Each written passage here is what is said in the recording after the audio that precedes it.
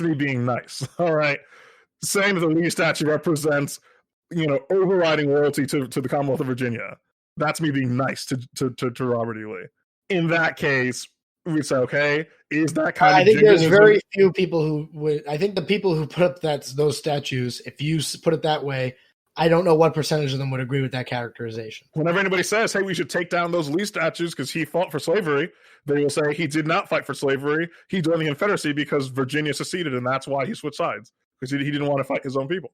It's like, okay, so Lee did not fight for slavery. He fought for loyalty to Virginia, and you are celebrating the fact that Robert E. Lee fought. Therefore, we are celebrating loyalty to, that's the ideal, loyalty to Virginia. I mean, that was the moral ideal he was upholding. Robert E. Lee had no problem leading Union armies when he thought he was going to be leading the troops through Georgia and North Carolina. Right? It wasn't like Robert E. Lee really cared strongly about the Confederate cause. Before Virginia seceded, he had no problem whatsoever with, he would have burned plantations too, probably, and killed who knows how many North Carolinians, South Carolinians, Georgians, Alabamans, right? Virginians, no. So the question is unwavering loyalty to the Commonwealth of Virginia something we want to celebrate? Well, I don't know. I would say no. But can we really say that Americans don't celebrate jingoism? Well, now it's weird, right? We live in strange times. But under normal circumstances, you can't say that jingoism is something that Americans really don't like. Lee statues, debatable and taking them down. The format's off the rails. Yeah, I'm not so far gone down my right-wing rabbit hole that I am principally opposed to tearing down statues generally. I'm open to the discussion, but I think the discussion is not over. Next, let's talk about C.H.A.Z. The Capitol Hill Autonomous Zone / Capitol Hill Occupied Protest. They took over 6 city blocks in Seattle, or they took over a police station with help from a city councilwoman in Seattle, who literally gave them the keys to unlock some of the government buildings that were there. The police had already evacuated and taken away all their evidence lockers, which Milwaukee police, when they surrendered a police precinct, they left they did not evacuate the evidence lockers. Right, those things, the rape kits in there are destroyed. Not that police ever look at the rape kits or care about evidence. But in Seattle, that was they ahead of time. They're like, yeah, we're surrendering this entire thing. And if you're listening to this podcast, there's not really much we need to tell you about C.H.A.Z. You've seen it all. They have a SoundCloud rapper warlord. They have that community garden. They're extorting people, and then the mayor's like, the police is like, we've received reports that some of the people in C.H.A.Z. are demanding money from local businesses for permission to operate in the area. That's a crime, and it's called extortion. We Libertarians got a lot of laughs out of that one. Some people were getting attacked in C.H.A.Z., having the wrong opinions. And I think that's, they're racially segregating. They're like, this is a blacks only meditation space. Are there any other, they ran into a food shortage on the first day. All the homeless people we invited took all of our food, so we need supplies. But that wasn't really necessary. I think the people in C.H.A.Z. thought that they were going to be under siege. When you're, so Code Pink, right, which is this lefty libertarian organization, they were occupying the Venezuelan embassy in D.C. for, months, and they were under siege. The power was cut, the water was cut, people were running them. There were Venezuelan opposition, protesting outside, and there were cops outside trying to get, Juan Guaido's supposed ambassador into the building. That's how you knew that those left-wingers were operating without the auspices of the state. There's an episode of Moderate Rebels where the guy describes how he was dead dropping food, and they had these trucks as diversions to distract the cops, and so on and so forth. And I think the people in C.H.A.Z. maybe thought that might have been a thing that was going to happen, that the city was going to cut the power and the water, and it would have just been this long ass slog. But no, the city really has just been letting this happen. You have permission to speak, Dan. Oh, thank you. I was trying to amplify your voice. C.H.A.Z. is just a gift. I heard some, I think it was Bob Murphy had some alleged Rothbardian girl on there to explain how C.H.A.Z is actually a lot A more. Rothbardian girl. Yeah. Okay. Some broad who claimed to be a Rothbard. I don't know who she was. She lived near C.H.A.Z, CHOP, whatever, and she was just discussing, what it's really like and whatever. And it just seems like it's a shit show. Obviously, like, the Republican people are taking this way too far, and they're spreading like false memes about, like, with pictures from other protests saying, "Oh, look at this! They're begging for water and supplies and stuff." And there's this warlord, and he's extorting people.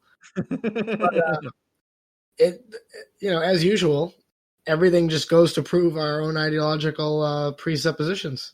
Yeah, Fox News recognized the sovereignty of C.H.A.Z because they were there. They called it the U.S. C.H.A.Z border. I think it might have just been Tucker Carlson, but it was still good. So every week for the last 2 months, all of the best arguments against anarchism just keep exploding.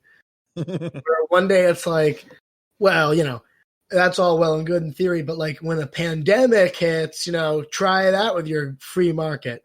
And then the government just bungles the fuck out of this and destroys everything. And then it's, well, obviously they can't do everything perfect, but ultimately we still need them around because, they're the thin blue line between us and chaos and looters and riots. And then looters and riots come, and what do the cops do? They go, shoulder shrug, you're on your own. And then it's like, well, and then you say, oh, why don't we just get rid of all this shit? And they go, well, the cops may not actually do any good, but in this one instance, but if you just got rid of the government, then some warlord would just take over. Oh, wait a minute. The warlord just took over in downtown, Seattle or whatever. So it's getting closer and closer to the point where from an anarchist perspective, it's like, so why aren't we giving this a shot again?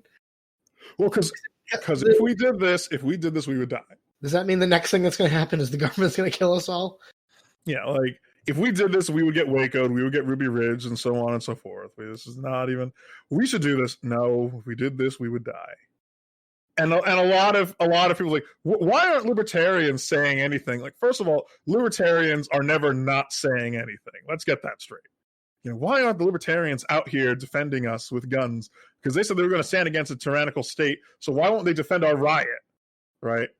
And there are the world's worst meme is out there. The Boogaloo Boys wearing their Hawaiian shirts are out there like, we're just defending the right to peacefully protest and da-da-da-da-da. And we're handing out water bottles to these fine African American gentlemen and left wing rioters. Like, here, we're here for you, and I'm sure that you will all remember the equity that we've built. Right, we've built up goodwill, and we're going to cash in these chips to get maybe a little crumb.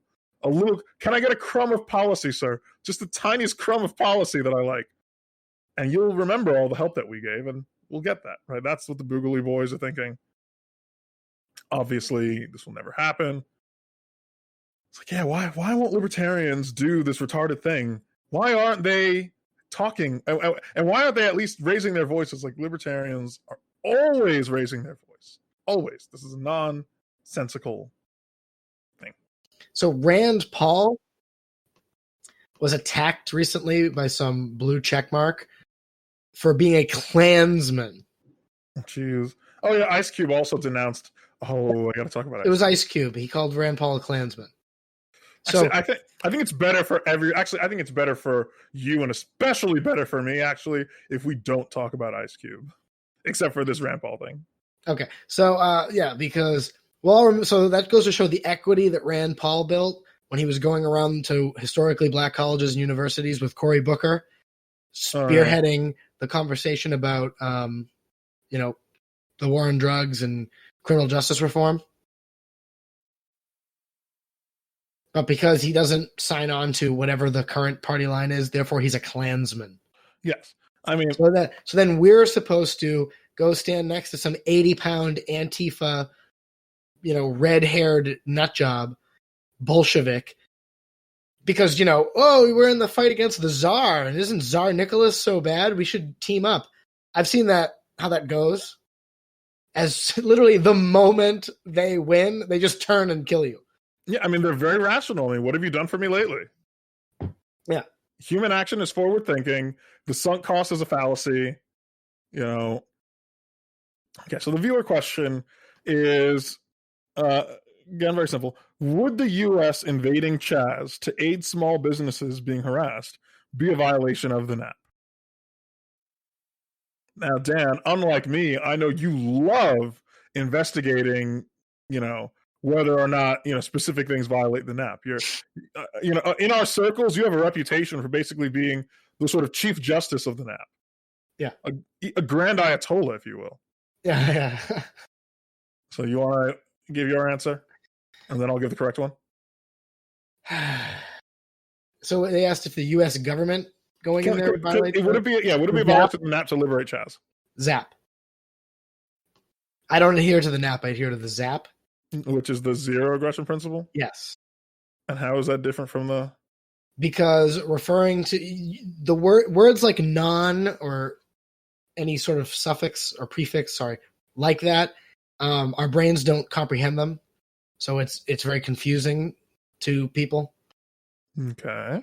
So it just doesn't make. It's just bad persuasion to try to convince someone of this non-aggression principle, because then you're introducing a negative before they even have the chance to think the thing you're trying to get them to think. So anyway, the zero aggression principle. Would it be violated by the U.S. government doing something? Yes. I would say yes. I'm giving the low IQ libertarian. But I think there's a question of whose rights are being violated. It doesn't violate the rights of the local businesses to have C.H.A.Z. be liberated. And it certainly doesn't violate the rights of the communists to have C.H.A.Z. be liberated. It violates the rights of the taxpayer. Right? Yes. Yeah. It's if the United States government were to reassert control over C.H.A.Z., I would complain really about the bill.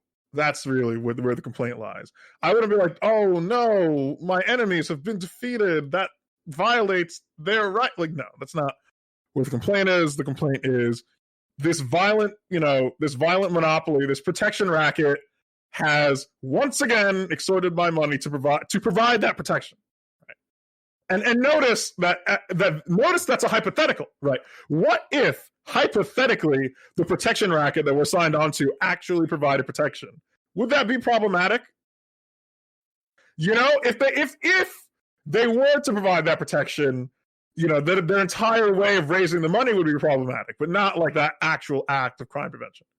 And I know, like, even the way you said it, I mean, not that we need to convince anybody at this point, but that's a thing libertarians are a little weird about, like, when they just say, like, yes, it violates the NAP. And it's like, yes, everything police do is wrong because they're protection racket. Everything violates the NAP. Yes. That's the fun of the NAP. Yeah, that's the fun of the NAP. It's like sin, but better. Yeah. Exactly. Yeah. And so we're going to skip a topic we're going to shift the place. We can talk about how Donald Trump is the worst fascist in the history of the human race. This has now been absolutely confirmed. Ever since the very first warlord out of Mesopotamia, since the existence of political authority, from the very moment that the first strong guy bopped a weaker guy in the head and took his stuff and said, I'll be back next week, Donald Trump, I have to say, is the absolute worst fascist ever. Can we think of a single thing that he says he wants that he got? There's this great quote by Saddam Hussein, and I just love being able to say that. A great quote by Saddam Hussein that says, politics is when you say you're going to do one thing while intending to do another, and then you do neither. And I think Donald Trump establishes that principle perfectly. Donald Trump is really the living manifestation of Saddam Hussein's ideals. You heard it here first, folks. I mean, Donald Trump has no control over. He doesn't. Not only does this fascist not have control over the media, not only does this fascist not have control over law enforcement, not only does this fascist not have control of the military, this fascist does not even have control over the church across the street from his house. Donald Trump has not claimed any new powers, despite his supporters begging him. Donald Trump supporters are on bended knee begging him, please use the force of the state to assert law and order. and Donald Trump is monitoring the situation. And he looked down and